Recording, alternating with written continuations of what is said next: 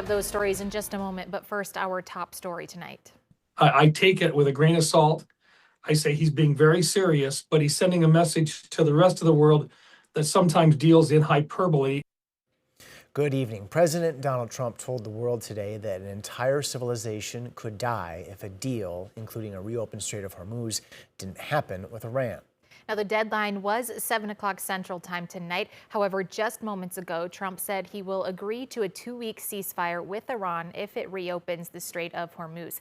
Nevertheless, Trump's post on social media about widespread death had the country and world's attention tonight. Today, I spoke with U.S. Senator Mike Rounds of South Dakota about the president's words and messaging. The president posted on social media today, quote, "A whole civilization will die tonight, never to be brought back again. I don't want that to happen, but it probably will." Do you support this message?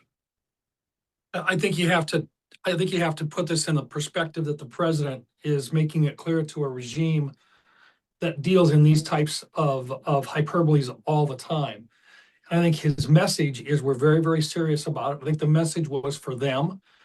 I think we've heard the president use this type of hyperbole and superlatives before. Regardless of how people around the world view Trump's message, Rounds points out it's certainly not ignored. This was his over-the-top message saying, knock it off, we're done. And clearly, he's gotten everybody's attention. From the beginning of his first term, Trump has spoken to Americans and the world in an unfiltered style unique to him. We're talking about, quote, probably the end of a whole civilization, seeing it as messaging, over-the-top messaging with hyperbole. Is that the type of messaging we should see from the Oval Office? I think all of us have a different way of putting it. I personally don't use that type of messaging, but I'm not the president of the United States. Like I say, we give him a wide berth.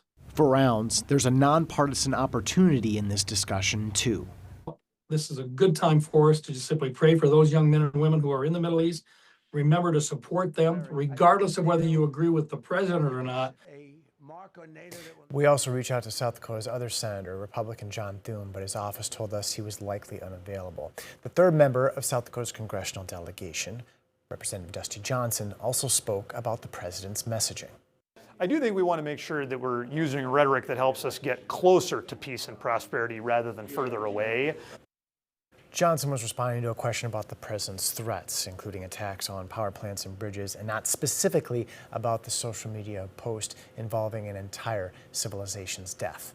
We'll continue to follow the very latest on what's taking place in Iran throughout the night and into the morning.